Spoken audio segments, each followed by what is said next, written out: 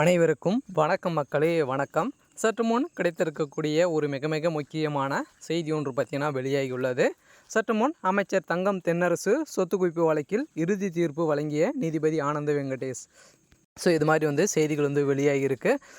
இதை பற்றி தான் இந்த வீடியோவில் நம்ம முழுமையாக பார்க்க போகிறோம். அதுக்கு முன்னாடி நம்ம சேனலுக்கு இப்போ தான் முதல் முறையாக வந்திருக்கீங்க அப்படின்னா மறக்காமல் நம்மளுடைய சேனலை சப்ஸ்கிரைப் பண்ணிக்கோங்க. வாங்க வீடியோக்குள்ளே போகலாம். பார்த்தீங்கன்னா அமைச்சர் தங்கம் தென்னரசு அவர்கள் அதிரடியாக சொத்து சேர்த்ததாக தொடரப்பட்ட வழக்கில் அதிரடியாக சிக்கியிருக்க நிலையில் அவருடைய திமுகவை சேர்ந்த 2 அமைச்சர்கள் சிக்கியிருக்காங்க இல்லையா. பார்த்திங்கன்னா தங்கம் தென்னரசு, KKSR ராமச்சந்திரன் அவர்களும் அதிரடியாக சிக்கியிருக்க நிலையில் தமிழகத்தில் பெரும் பரபரப்பை ஏற்படுத்தியிருக்கு. இதனால் திமுகவுடைய தலைமையகம் பார்த்திங்கன்னா அதிரடியாக கவலைக்கிடமாக இருந்துட்டு வருது இல்லையா. இதனால் சொத்து சேர்த்த வழக்கில் அதிரடியாக நிறைய அமைச்சர்கள் சிக்கியிருக்காங்க இல்லையா. சொத்து சேர்த்ததாக பொன்முடி அவர்களும் சிக்கியிருக்காங்க. இது வரைக்கும் 12-13 அமைச்சர்கள் அனைவருமே சிக்கியிருக்க நிலையில் தான் தமிழகத்தில் பார்த்திங்கன்னா திமுக சேர்ந்த அனைத்து அமைச்சர்களும் அதிரடியாக சிக்கியிருக்க நிலையில் பெரும் பரபரப்பை ஏற்படுத்தியிருக்கு.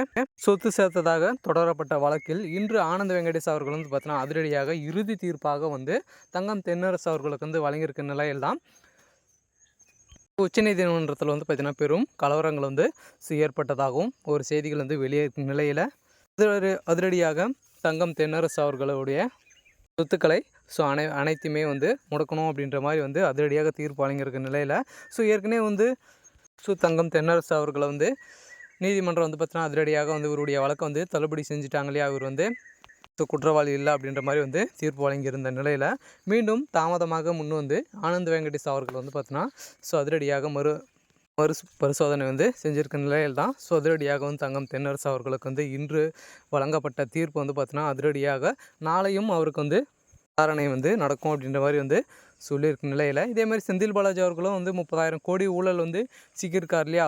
பொன்முடி அவர்களும் சொத்து செம்மன் கோரி வழக்கில் மாட்டியிருக்காரு.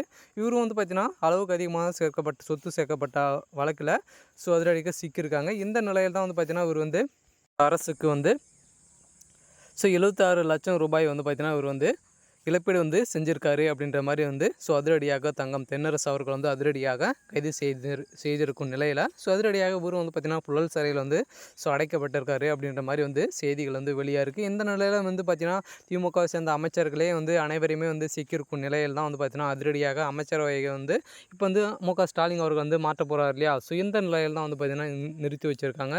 இருந்தாலும் அமைச்சரவை அதிரடியாக மாற்றப்படும் அப்படின்ற ஒரு முடிவை பார்த்திங்கன்னா முதல்வர் ஸ்டாலின் அவர்கள் எடுத்திருக்கும் நிலையில் இவங்களுக்கு அமைச்சரவை பதவி கிடைக்குமா அப்படின்றது ஒரு பெரிய கேள்விக்குறியாக இருந்துட்டு வர நிலையில் அதிரடியாக பார்த்திங்கன்னா சொத்து குவிப்பு வழக்கில் அதிரடியாக ஆனந்த வெங்கடேஷ் அவர்கள் போட்ட இறுதி தீர்ப்பால் தங்கம் தென்னரசுடைய சொத்துக்கள் அனைத்துமே பறிமுதல் செய்யணும் அப்படின்ற மாதிரி சொல்லியிருக்காங்க.